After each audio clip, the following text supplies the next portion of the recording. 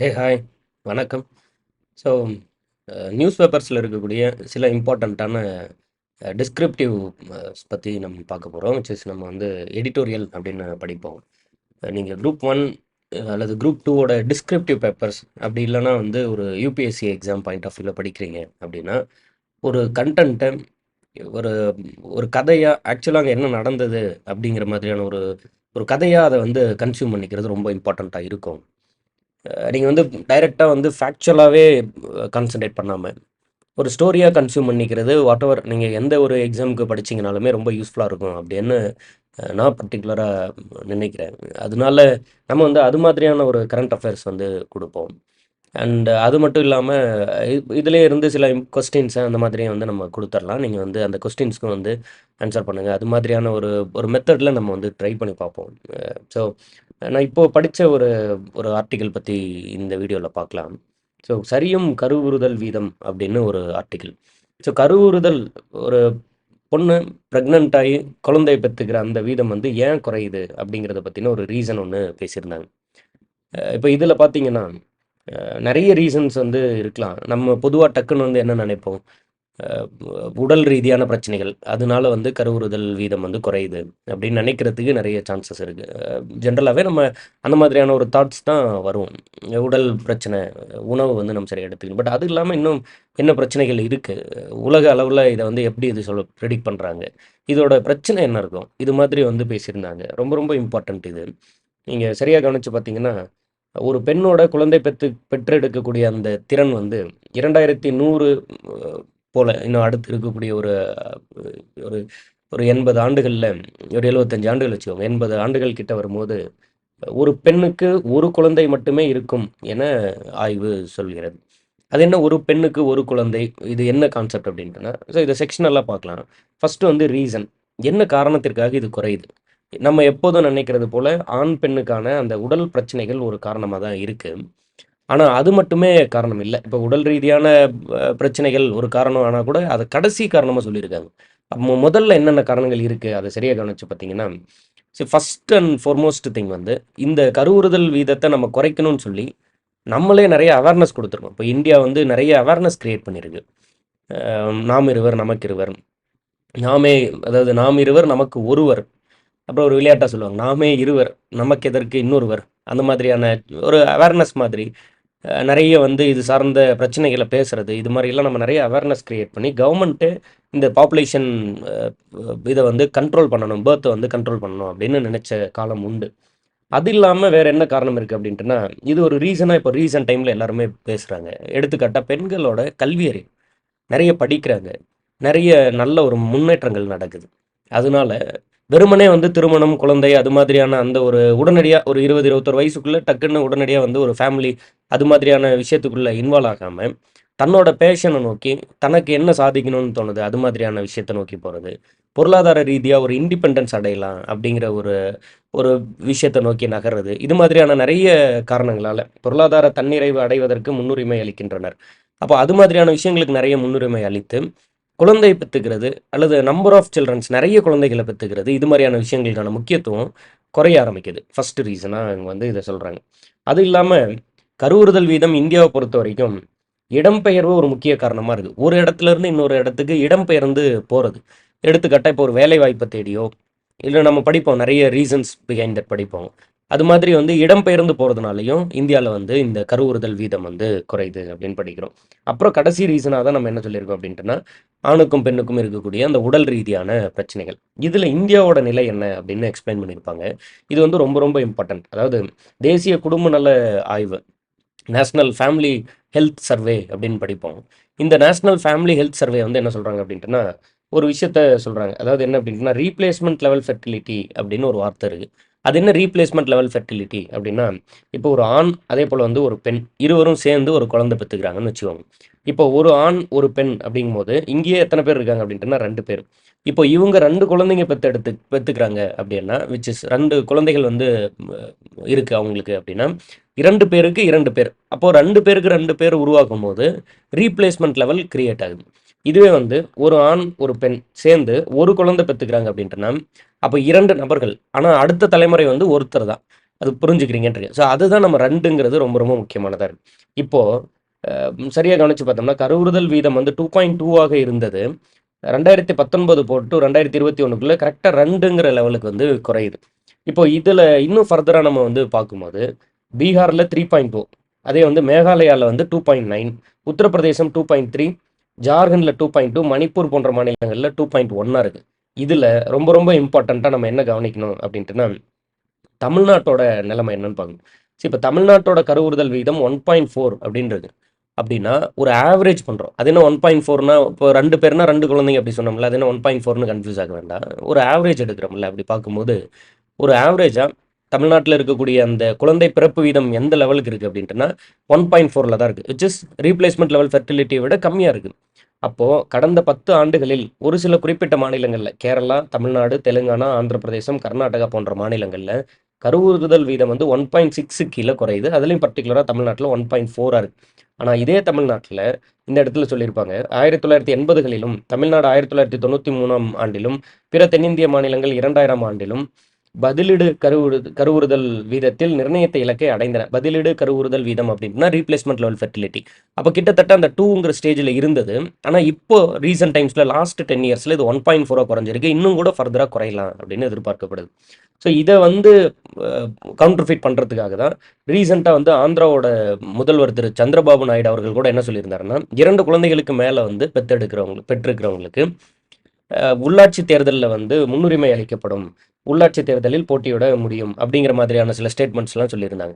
இப்போ வந்து பாப்புலேஷனை நம்ம அதிகரிக்க சொல்றதுக்கான காரணம் என்ன? இப்போ ஒரு வீட்டில் ஒரு குழந்தை அப்படிங்கிறது இப்போ நம்மளே வந்து பாப்புலேஷன் அதிகரிக்கக்கூடாதுன்னு குழந்தைகளின் எண்ணிக்கையை வந்து பர்த் கண்ட்ரோலில் வந்து நம்ம தானே ரொம்ப அதிகமாக ப்ரொமோட் பண்ணோம். இப்போ ஏன் அதை குறைக்கிறோம் அப்படிங்கிற ஒரு ரீசன் தான்.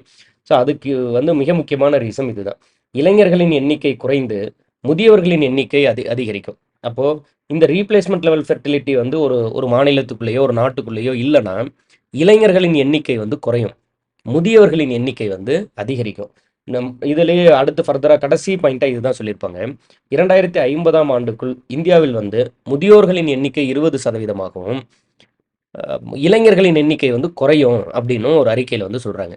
இது ஏன் நம்ம வந்து இப்படி முதியோர்களின் எண்ணிக்கை என்ன பிரச்சனை அப்படின்ட்டுனா நீங்கள் அதை இப்படி புரிஞ்சிக்கலாம்.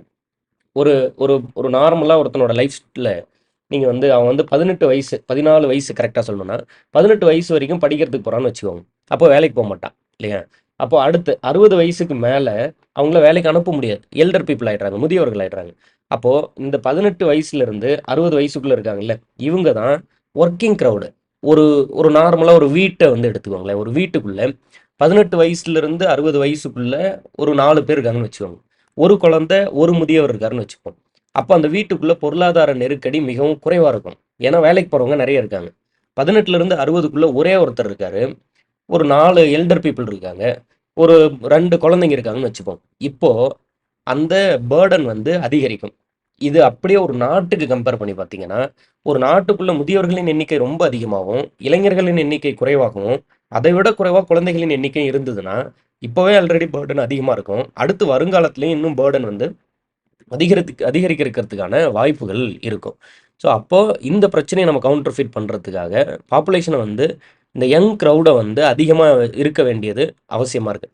அதனால தான் இப்போ இது சார்ந்த விவாதங்கள் வந்திருக்கு. சரி, அப்போ இந்த பண ரீதியாக பொருளாதார ரீதியாக இருக்கிறது மட்டும்தான் பிரச்சனையா அப்படின்னா அது மட்டும் இல்லை.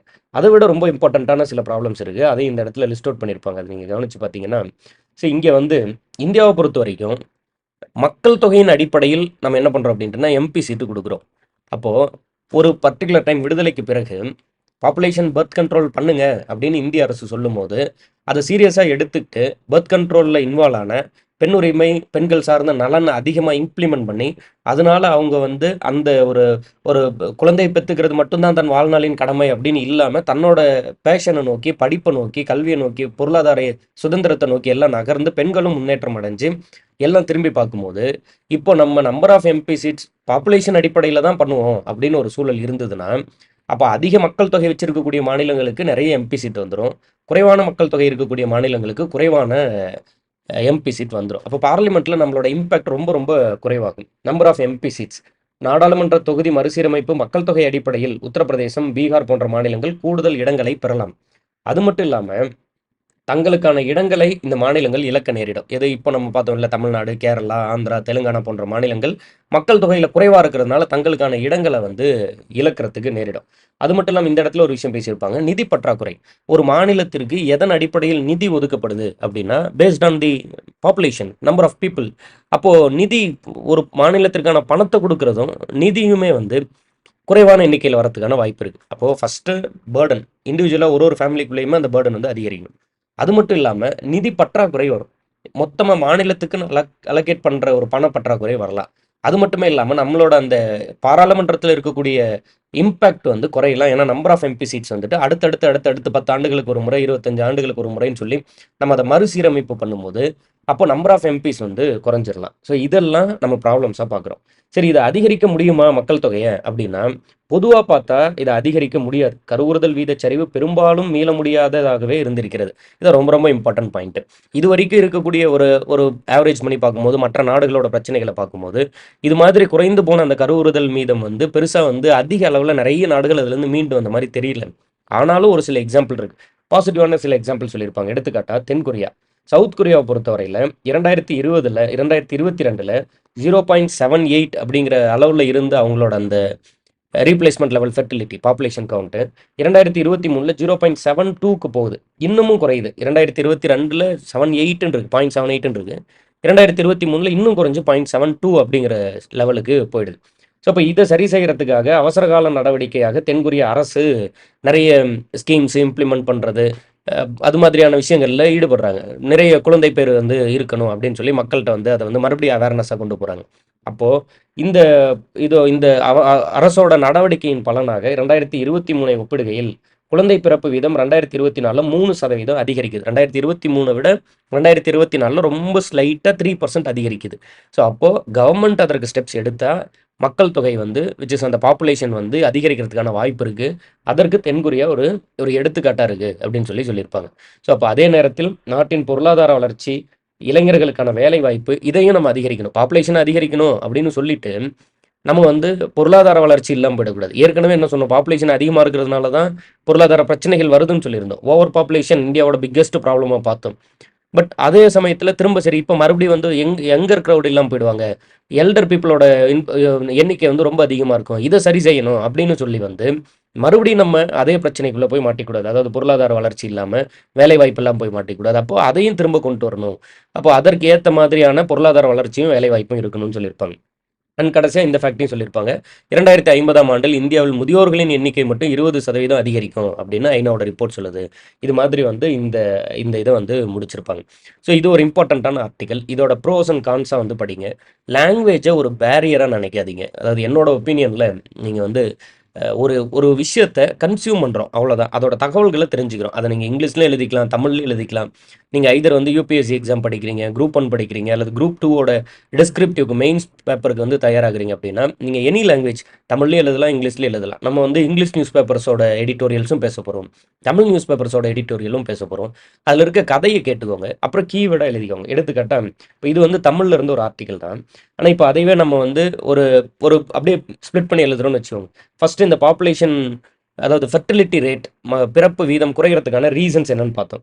நிறைய ரீசன் சொல்லியிருந்தோம். அதில் பர்டிகுலராக என்ன சொல்லியிருந்தோம், பெண்களின் கல்வி போன்ற முன்னேற்றம், உமன் எம்பவர்மெண்ட் வந்து one of the reason for இந்த birth reduction in birth control, குழந்தைகளோட பிறப்பு வீதம் குறைகிறதுக்கு உமன் எம்பவர்மெண்ட் ஒரு ரீசனாக இருக்குது பார்த்தோம். அது இல்லாமல் மைக்ரேஷன், ஒரு இடத்துல இன்னொரு இடத்துக்கு போகிறது ஒரு காரணமாக இருக்குது. அது இல்லாமல் இந்தியாவை பற்றி பார்க்கும்போது மோர் தென் 2.0 இருந்த அந்த 2.2 இருந்த ரீப்ளேஸ்மெண்ட் லெவல் ஃபெர்டிலிட்டி குறைய ஆரம்பிச்சிருச்சு. அதில் பர்டிகுலராக ஒரு சில மாநிலங்கள் இன்னைக்கு இப்போ கரண்ட் டைம்லேயே வந்து 2.0ங்கிற அந்த ரீப்ளேஸ்மெண்ட் லெவல் ஃபெர்டிலிட்டி விட குறைவாக இருக்குது. கேரளா, தமிழ்நாடு, ஆந்திரா, தெலுங்கானா சொல்லியிருந்தோம். தமிழ்நாட்டோட ஃபெர்டிலிட்டி ரேட் எவ்வளோ சொல்லியிருந்தோம், 1.4. இதனால என்ன பாதிப்புகள் வரும், இஷ்யூஸ் என்னென்ன இருக்குது அப்படின்னு பார்க்குறோம். Reduction in number of youngsters, இளைஞர்களின் எண்ணிக்கை குறையும். அப்போ எது ஆட்டோமேட்டிக்காக அதிகரிச்சிருது, எல்டர் பீப்புளோட கவுண்ட் அதிகரிச்சிருது. 2050ல் யூஎன் இந்த இடத்துல சொல்லியிருப்பாங்க, யூஎன் அதாவது யுனைடெட் நேஷன்ஸ் பாப்புலேஷன் ஃபண்ட் யுஎன்எஃபிஏவோட அறிக்கையின்படி 2050ல் முதியோர்களின் எண்ணிக்கை 20% அதிகரிக்கும் அப்படின்னு சொல்லப்படுது. அது மட்டும் இல்லாமல் நம்பர் ஆஃப் எம்பி சீட்ஸ் குறையிறதுக்கு வாய்ப்பு இருக்குது, பட்ஜெட் குறையிறதுக்கு வாய்ப்பு இருக்குது. இல்லை எங்கேயே சொல்லியிருக்கோம், நம்பர் ஆஃப் எம்பி சீட்டும் ஃபண்டிங் பட்ஜெட் வந்து அந்த மாநிலத்திற்கான நாடாளுமன்ற பிரதிநிதித்துவமும் பட்ஜெட்டும் குறைய வாய்ப்பு இருக்குது அப்படின்னு படிக்கிறோம். ஸோ அப்போ இதற்கான சொல்யூஷன்ஸ் என்ன, என்ன மாதிரியான தீர்வுகள் நம்ம வந்து சொல்கிறோம். மோஸ்ட்லி இதை வந்து நம்ம வந்து சரி செய்ய முடியறது இல்லை. ஆனால் ஒரு எக்ஸாம்பிள் இருக்குது, யார் சொல்லியிருந்தோம், சவுத் கொரியா 2023 22 இது மாதிரியான டைமில் 0.78 0.73 குறைஞ்சிட்டு இருந்த அவங்களோட அந்த ஃபெர்டிலிட்டி ரேட் வந்து கவர்மெண்ட்டோட ஒரு இன்வால்மெண்ட்னால 2023 அண்ட் 2024 கம்பேர் பண்ணும்போது 3% அதிகரிக்குது அப்படின்னு படிக்கிறோம். ஸோ இதுதான் இந்த எடிட்டோரியல்லேருந்து நம்ம புரிஞ்சக்கூடிய விஷயம். நீங்கள் இதை படிச்சுட்டு இதுக்குள்ளே இருக்கக்கூடிய அந்த கீவேர்ட்ஸை நீங்கள் தமிழில் படித்தா தமிழ், இங்கிலீஷில் படித்தா இங்கிலீஷ்னு சொல்லி அந்த கீவேர்ட்ஸை எழுதி வச்சுக்கிட்டிங்கன்னா இன்னும் வந்து உங்களுக்கு வந்து அதை ஒரு நோட்ஸாக எடுத்துக்கிட்டீங்க அப்படின்ட்டுனா இன்னும் ரொம்ப யூஸ்ஃபுல்லாக இருக்கும். ஸோ அந்த மாதிரி வந்து ட்ரை பண்ணி பாருங்கள்.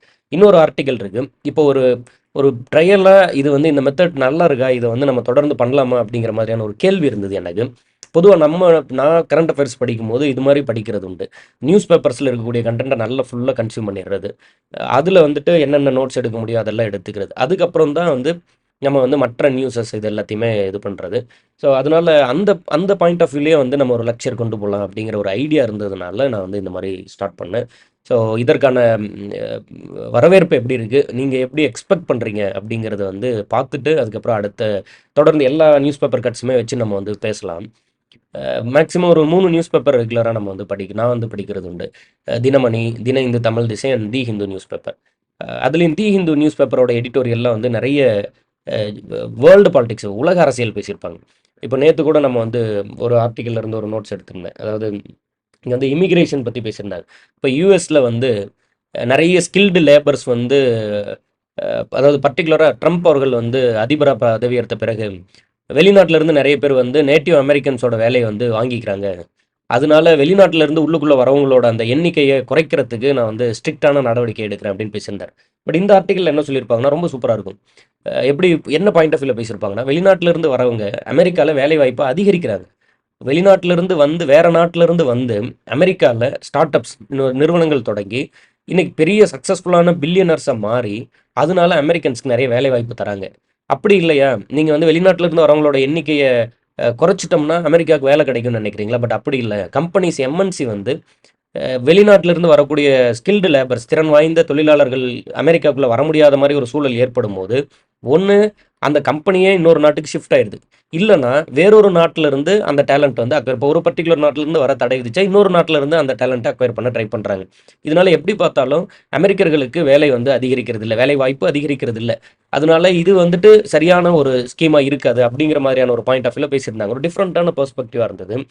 ஸ்கில்டு மைக்ரண்ட் கிரியேட் ஜாப்ஸ், இதான் ஃபர்ஸ்ட் பாயிண்ட். அவங்க தான் கிரியேட் பண்ணுறாங்க. இப்போ நீங்கள் ஈவன் இலான் மஸ்க் எடுத்துக்கிறீங்கன்னா கூட வேறொரு நாட்டிலிருந்து அமெரிக்காவுக்கு வரார்.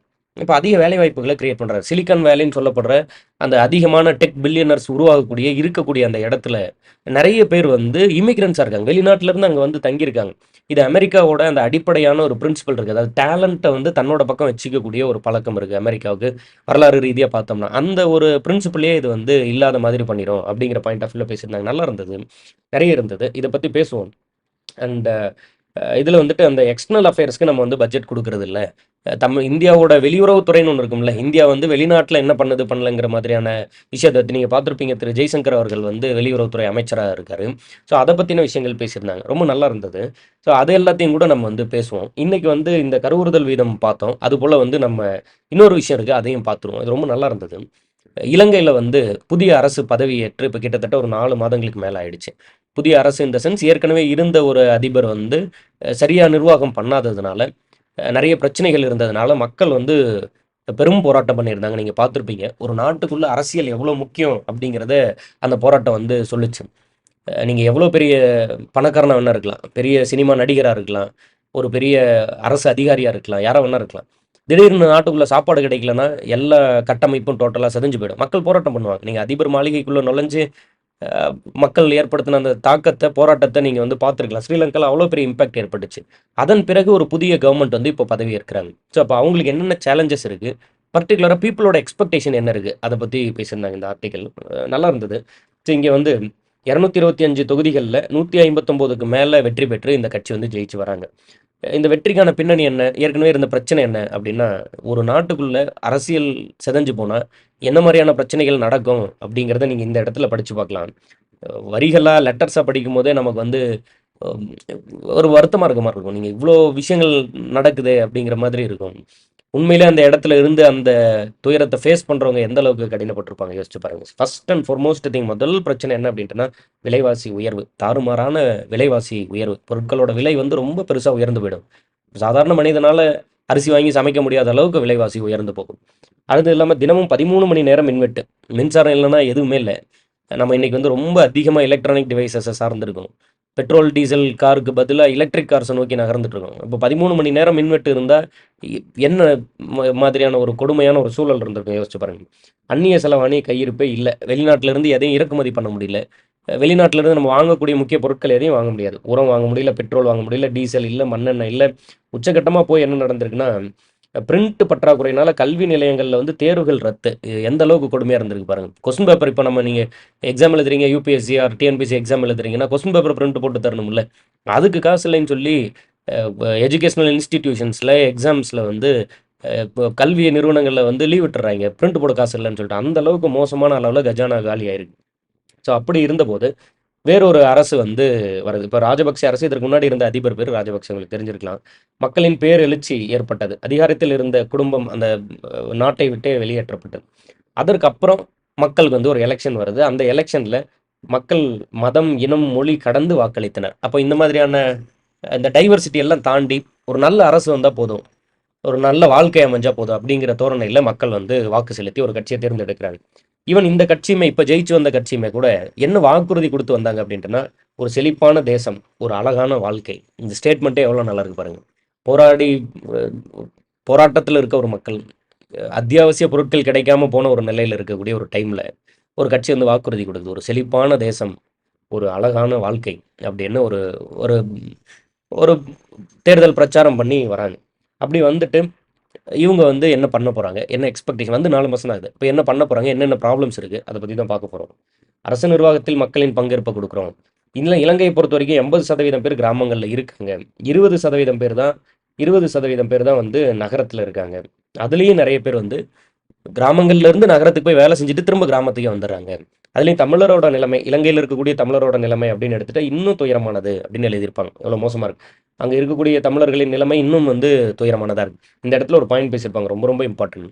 இலங்கை அரசு வந்து என்ன சொல்லுதுன்னா, அங்கே வந்து வறுமை ஓட பெர்சன்டேஜ் வந்து 25% இருக்குன்னு சொல்லுது. ஆனால் உண்மையிலேயே அங்கே வறுமை எவ்வளோ இருக்குது, 50% இருக்குது. அப்படின்னா என்ன, 100 பேரில் 50 பேர் வறுமையில் இருக்கு அப்படின்னு சொல்லுது. அப்போ இந்த 25% நம்ம வறுமை சதவீதம்னு எடுத்துக்க முடியாது, அதை வந்து பட்டினி கோடு, வறுமை கோடுன்னு எடுத்துக்கிறதுக்கு பதிலாக பட்டினி கோடுன்னு தான் எடுக்கணும்னு சொல்கிறாங்க. பட்டினி கோடுனா சாப்பாடே கிடைக்காத ஒரு நிலைமை. மரணத்திலே கொடிய மரணம் என்ன தெரியுங்களா, நீங்கள் வந்து பட்டினி கிடந்து மரணிக்கிறது தான். நீங்கள் பார்த்துருக்கலாம், அப்படியே உடல் வந்து தோல் எலும்பு மேலே தோல் போத்துன மாதிரி அப்படியே சுருங்கி மெலிந்து மரணித்து போகிறது மிகவும் கொடுமையான ஒரு மரணமாக இருக்கும். அப்போ 25% பட்டினியில் கிடக்கிறான். பசி, தன் ஊன் தனக்கு உணவாக தெரியும் நிலை அப்படின்னு ஒன்று இருக்குது. அதாவது ஒரு ஸ்டேஜில் பட்டினி கிடந்து கிடந்து தன்னோட தசைகளே தனக்கு உணவாக தெரியும் அப்படிங்கிற அளவுக்கு மிக கொடுமையானது பட்டினி. அப்போ 25% பட்டினி குறியீடு, அது வறுமை குறியீடு இல்லை. வறுமைன்னு எடுத்துகிட்டா 50% பேர் வறுமையில் இருக்காங்க அப்படின்னு சொல்கிறாங்க. அந்த அளவுக்கு மோசமான ஒரு சூழல். சரி, இப்போ இதனால எதிர்கொள்ளக்கூடிய பிரச்சனை என்ன அப்படின்னா, உள்நாட்டில் சில சீர்திருத்தங்கள் கொண்டு வந்து இந்த மாதிரியான விஷயங்களுக்கு கொஞ்சம் கொஞ்சமாக மாற்றம் ட்ரை பண்ணலாம். அது மட்டுமே போதாது, வெளிநாட்டிலையும் மற்ற நாடுகளோட உறவும் ரொம்ப ரொம்ப முக்கியம். இதுக்கு வந்துட்டு அரசினுடைய வெளியுறவு கொள்கைகளும் முக்கியமாக இருக்குது. அது போலவே இவர் என்ன பண்ணுறாருன்னா, புதுசாக வந்த அதிபர் திரு அனுராக் குமார திசநாயகே அவர்கள் வந்து என்ன பண்ணுறாரு அப்படின்னா, இந்தியா வந்து பிரதமர் மோடி அவர்களை சந்திக்கிறாரு. இந்தியாவுக்கும் இலங்கைக்குமான அந்த இன்வெஸ்ட்மெண்ட்டு, இங்கிருந்து தொழில் அங்கே தொடங்குறது, நிவாரணங்கள் கொடுக்கறது, இது மாதிரியான விஷயங்கள்ல கேட்குறாரு. இந்தியாவோட மட்டுமே இல்லாமல் சீன அதிபர் திரு ஜி ஜின்பிங் அவரையும் போய் சந்திக்கிறார். இப்போ சீனாவோட உதவியும் நாடுறார். இப்போ வெளிநாடுகளோட உதவியும் ரொம்ப முக்கியம். உள்நாட்டில் ஏற்படுத்துகிற சீர்திருத்தம் போலவே வெளிநாட்டோட உதவியும் முக்கியமாக இருக்கு. அதையும் போய் கேட்குறாரு. சீனா என்ன சொல்கிறாங்க, $10 பில்லியன் அமெரிக்க டாலர் அளவுக்கு ஸ்ரீலங்காவில் முதலீடு பண்ணுறதுக்கான வாய்ப்பு இருக்குது அப்படின்னு பேசிக்கிறாங்க. ஸோ அப்போ இது இல்லாமல் ஒரு பாயிண்ட் இந்த இடத்துல பேசியிருப்பாங்க, சில மாதங்களில் எந்த அரசாலும் தீர்வு காண முடியாது. இப்போ இருக்கக்கூடிய பிரச்சனைக்கு வந்து ஒரு சில மாதங்கள்லாம் உடனே எல்லாத்தையும் வந்து அப்படியே மாற்றிடுறேன், அந்த மாதிரி பண்ண முடியாது. இது ஒரு ஸ்லோ அண்ட் ஸ்டடியான ப்ராசஸ் தான். கண்டிப்பாக இதற்கு வந்து ஒரு ஒரு மெல்ல மெல்ல மெல்ல மெல்ல கொஞ்சம் கொஞ்சமாக தான் இதை நம்ம தீர்வு காண முடியும். இதற்கு ஒரு பேக்ட்ராப் இருக்க மாதிரியான ஒரு ஸ்டோரி ஒன்று சொல்லியிருப்பாங்க. இது ரொம்ப கவனிக்க வேண்டிய ஒரு விஷயம்.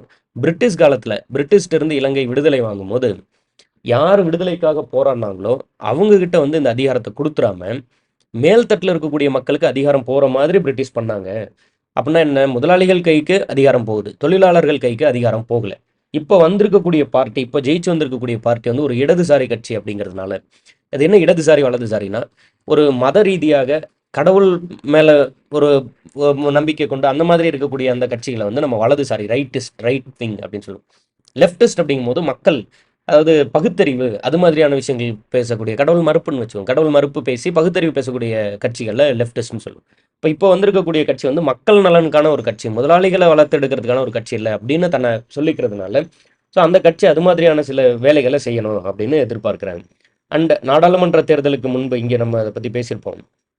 இப்போ வந்திருக்கக்கூடிய அந்த இந்த பிரச்சனையை வந்து இலங்கை வந்து கொஞ்சம் கொஞ்சமாக வந்து தீர்க்கணும். ஏற்கனவே பிரிட்டிஷ்காரன் பண்ணிட்டு போன இந்த பிரச்சனையை தீர்க்கறதுக்கு எந்த விதமான தீர்வுகளும் நம்ம எடுக்கல.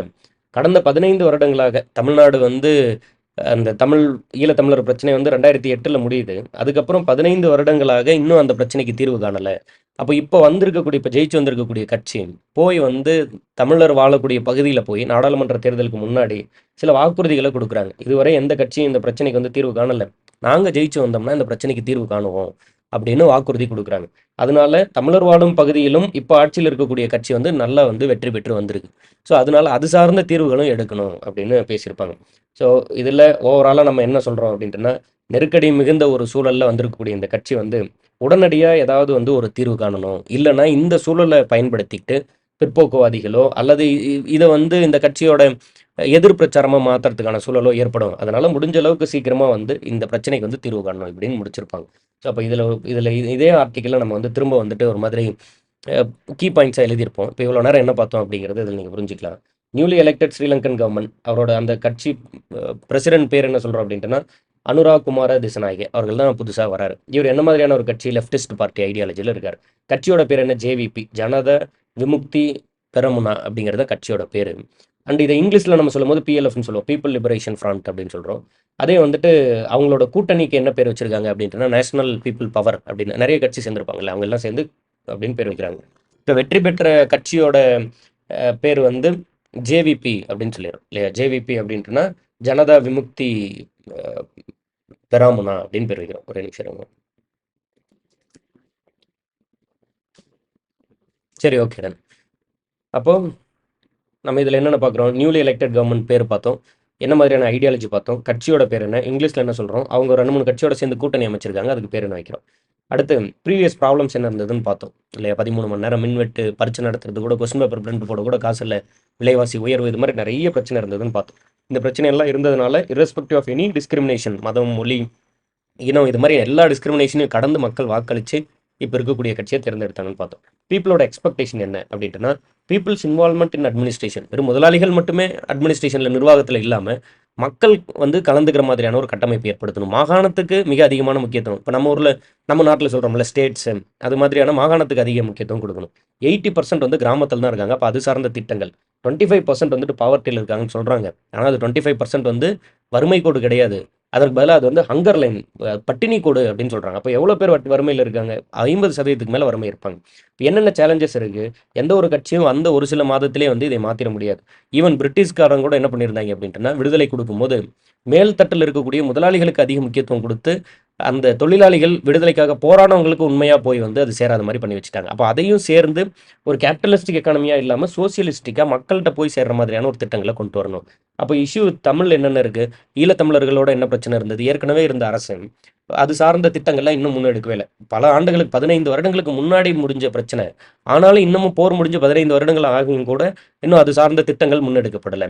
அப்போ அதனால் அந்த இடத்துல போய் உடனடியாக நாங்கள் அதற்கு தீர்வு காணுவோம், திட்டங்கள் கொண்டு வருவோம்னு சொல்லி இப்போ இருக்க கட்சி பேசினதுனால அந்த திட்டங்களுக்கும் வந்து அந்த அந்த இடத்துலையும் வந்து இந்த கட்சி ஜெயிச்சிருக்காங்க. அப்போ அது சார்ந்த திட்டங்களும் கொண்டு வரணும். ஸோ இதெல்லாம் தான் நம்ம வந்து சொல்யூஷன்ஸாக இதில் வந்து சொல்கிறோம். ஸோ அப்போது அது வந்து irrespective of Tamil or English எந்த மொழியில் இருந்தாலும் அந்த அந்த கண்டென்ட்டை வந்து நீங்கள் கன்சியூம் பண்ணுங்கள், ஒரு கதையாக கேளுங்க. கேட்டுட்டு அது சார்ந்து நம்ம வந்து அடுத்தடுத்து அதை நமக்கு ஏற்ற மாதிரி ஒரு நோட்ஸாக நம்ம வந்து க்ரியேட் பண்ணி வச்சுக்கும் போது அந்த கரண்ட் அஃபேர்ஸை படிக்கிறது ரொம்ப ஈஸி. அது வந்து ஏன்னா நீங்கள் நம்ம கதையாக கேட்டிருக்கோம், அதை அப்படியே டிஸ்கிரிப்டிவாக ப்ரெசென்ட் பண்ணுறது ஈஸி. ஒரு முறை நீங்கள் அந்த கதை கேட்டுட்டிங்கன்னா அடுத்தடுத்த முறை நீங்கள் அதே நியூஸை படிக்கும்போது ஓகே முன்னாடியே நம்ம இதை கேட்டோம், இதுக்கு முன்னாடி இதை கேட்டோம், இந்த இந்த ஸ்டோரி நம்ம கேட்டோம், இதுக்கு முன்னாடி பின்னாடி இருக்கக்கூடிய பேக்ட்ராப் இதுதான் அப்படிங்கிற மாதிரி ஒரு ஒரு கதையும் வந்து உங்களுக்கு அது ஈஸியாக படிக்க வைக்கும். ஸோ அதனால தொடர்ந்து வந்து நம்ம வந்து இது மாதிரி பார்ப்போம். சப்போர்ட்ஸ் எந்த அளவுக்கு இருக்குது என்னங்கிறது பார்ப்போம். இது மாதிரி நம்ம வந்து கரண்ட் அஃபேர்ஸ் பார்த்துடலாம். பார்த்துட்டு அதே போல் கொஸ்டின் ஆன்சர் டைப்பும் நம்ம விட வேண்டாம். ஏன்னா பிகாஸ் வந்து நம்ம ப்ரிலிம்ஸ் எனி எக்ஸாம் எந்த எக்ஸாமாக இருந்தாலும் ப்ரிலிம்ஸ் எழுதும் போது அப்ஜெக்டிவ் டைப்பில் எழுத போகிறோம். அப்போ வந்து கொஸ்டின் ஆன்சர் டைப்பாக நம்ம கரண்ட் அஃபேர்ஸை படிக்க வேண்டியதும் அவசியம். அதனால வந்து கொஸ்டின் ஆன்சர் டைப்பான கரண்ட் அஃபேர்ஸ் வந்து நம்ம ரெகுலராக கொடுத்துடலாம். ஒரு பிடிஎஃபாக கொடுத்துறேன், நீங்கள் கதையெல்லாம் கேட்டுக்கோங்க, டிஸ்கிரிப்டிவாக படிங்க. அதன் பிறகு அந்த கொஸ்டின் ஆன்சரை வந்து நீங்கள் வந்து டவுன்லோட் பண்ணிக்கோங்க. பிடிஎஃபாக கொடுக்குறேன், அதை வந்து டவுன்லோட் பண்ணிக்கோங்க. அண்ட் பார்ப்போம் இந்த வீடியோவோட மெத்தட் வந்து சரியாக இருக்கா. இது போல் தொடர்ந்து நம்ம வந்து டிஸ்கிரிப்டிவாக இருக்க மாதிரியான அந்த ஒரு ஒரு முக்கியமான விஷயத்தையும் வச்சு அதில் என்னென்ன இருக்குது இல்லைன்னு சொல்லி நியூஸ் பேப்பர் இந்த மாதிரி நம்ம வந்து கரண்ட் அஃபேர்ஸ் படிக்கலாமா அப்படின்னு நீங்கள் வந்து சொல்லுங்கள். உங்களோட ஒப்பீனியன் வந்து நான் ரொம்ப எதிர்பார்க்குறேன். என்ன மாதிரி இருக்கும் என்ன அப்படிங்கிறது. And keep supporting us. Thank you. டடா.